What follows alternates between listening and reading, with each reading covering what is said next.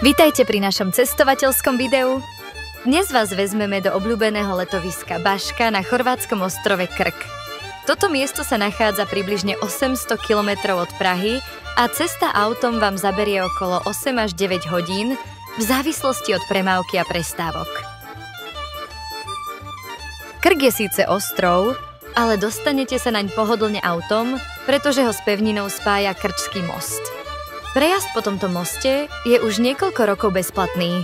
Hneď po prejazde mostom si však dávajte pozor, pretože sa tam nachádza radar, ktorý často meria rýchlosť, takže odporúčame dodržiavať predpisy. Krčský most je dlhý približne 1,5 kilometra. Otvorený bol v roku 1980 a v čase výstavby patril medzi najdlhšie betónové oblúkové mosty na svete.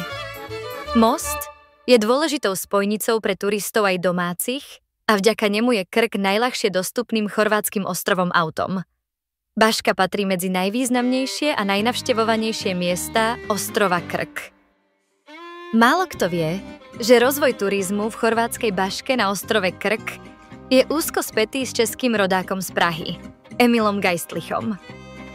Práve on sa na začiatku 20. storočia zaslúžil o to, že sa z malej rybárskej dedinky stalo vyhľadávané letovisko.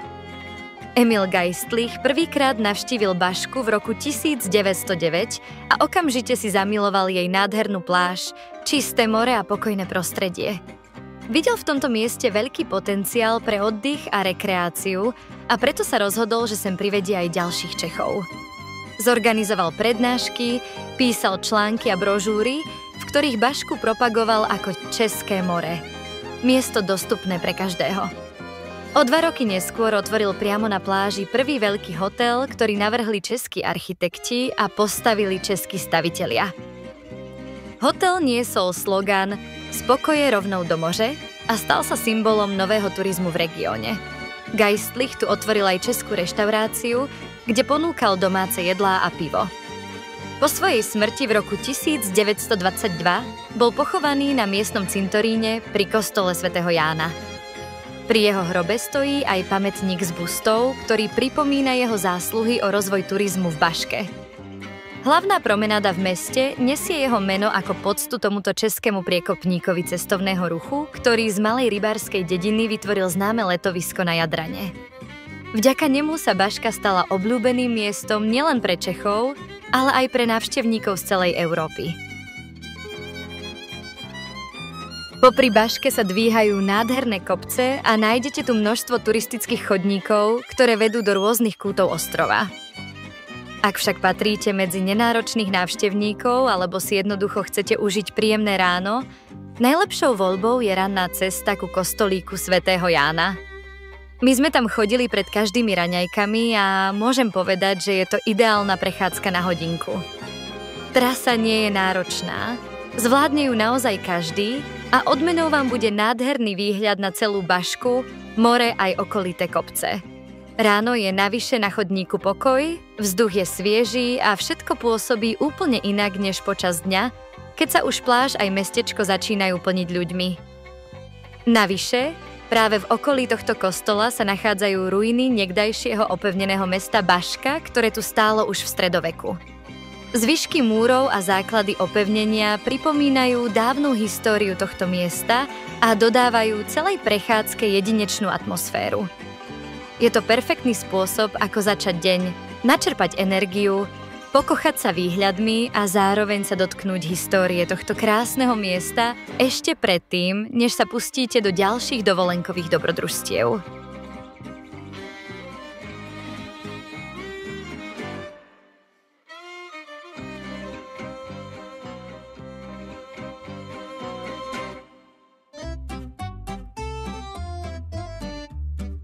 Ďalším zaujímavým miestom v okolí Bašky je kostol svätej Lucie. K tomuto kostolu sa môžete dostať viacerými príjemnými trasami, buď po chodníku, ktorý vedie popri kostole svätého Jána, alebo si môžete zvoliť kratšiu prechádzku mimo hlavnú ulicu od mora, ktorá trvá približne pol hodiny. Kostol je otvorený pre turistov počas bežných pracovných dní a je veľmi navštevovaný. Dôvodom tejto popularity je unikátny historický nález. Práve tu bola v roku 1902 objavená slávna bašťanská platňa. Ide o kamennú dosku s hlaholským nápisom, ktorá je považovaná za najstaršiu písomnú pamiatku chorvátskeho jazyka v Hlaholike. Platňa popisuje darovanie pôdy benediktínskemu kláštoru chorvátskym kráľom Zvonimírom a je kľúčovým dokumentom pre výskum chorvátskej histórie aj vývoja písma.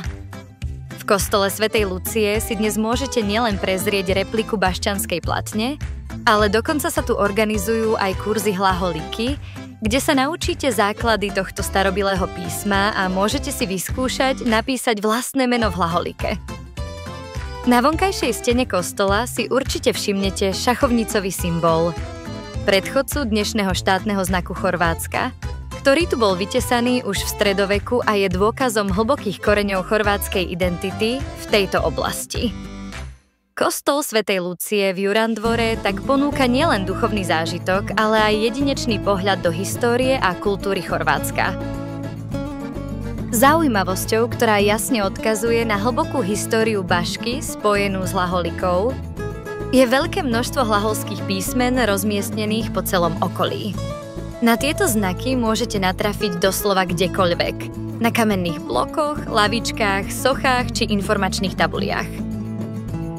Pláž v Baške je jednou z najväčších dominant tohto letoviska.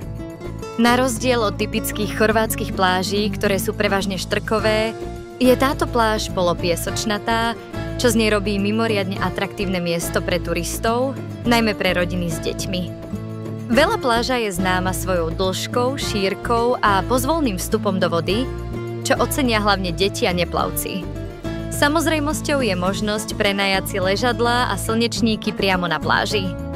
Treba však počítať s tým, že cena prenajmu je tu v podstate dvojnásobná v porovnaní s inými lokalitami, či už na Istrii alebo na blízkom ostrove Rab.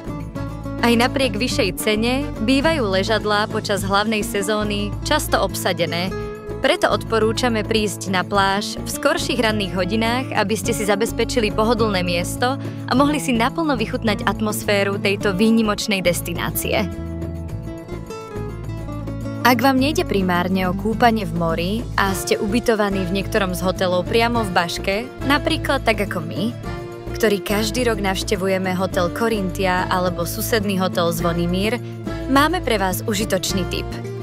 Oba tieto hotely patria pod sieť Valamar a všetci hostia majú neobmedzený prístup do hotelového bazéna aj wellness centra v Korinti.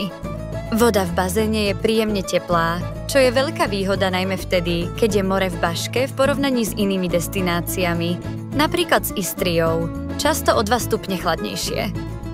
Takže ak preferujete pohodlie a teplejšiu vodu, hotelový bazén je skvelou voľbou pre oddych a relax počas vašej dovolenky. A ešte jedna neplatená reklama, alebo skôr tip pre vás. Hotely Valamar ponúkajú možnosť plnej penzie, čo nám výrazne pomohlo ušetriť na strave počas pobytu. Ak teda plánujete dlhší pobyt, určite zvážte túto možnosť. Je to praktické a pohodlné riešenie, ktoré vám uľahčí plánovanie a spríjemní dovolenku.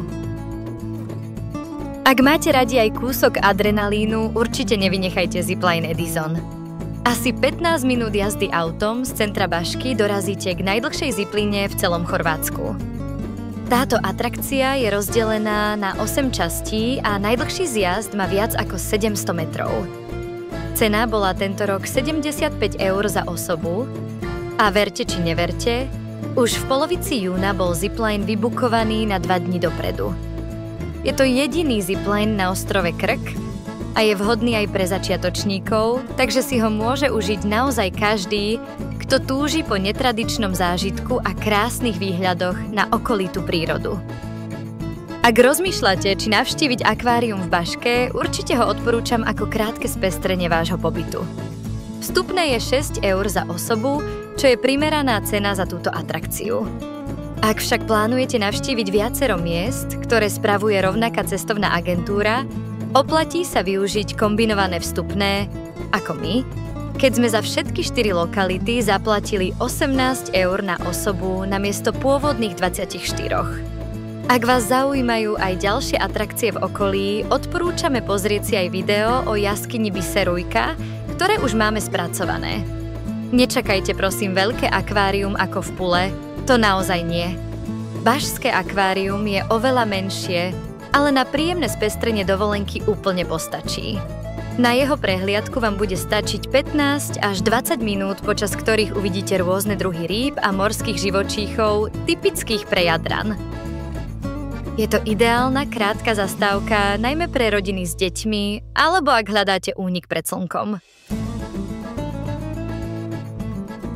Tak vyhľadáme s mojím naročeným, ale vím, že nemôže, ja si vyjasňovať sa normálne. No práve, no to ja som živá ja. Ešte pod kameň sa podívať. A pridávame ešte 3 tipy na výlety.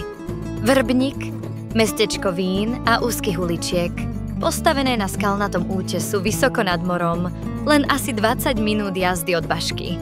Je známe svojimi romantickými, kľukatými uličkami, z ktorých niektoré patria medzi najúžšie v Európe, a produkciou vína, kláštor na ostrove Košľun v Punatskej zátoke, nedaleko mesta Punat. Na ostrov sa dostanete krátkou plavbou loďkou z prístavu v Punate. Košľun je známy benediktínskym a neskôr františkánskym kláštorom, ktorý ukrýva vzácne zbierky, staré rukopisy a etnografické exponáty.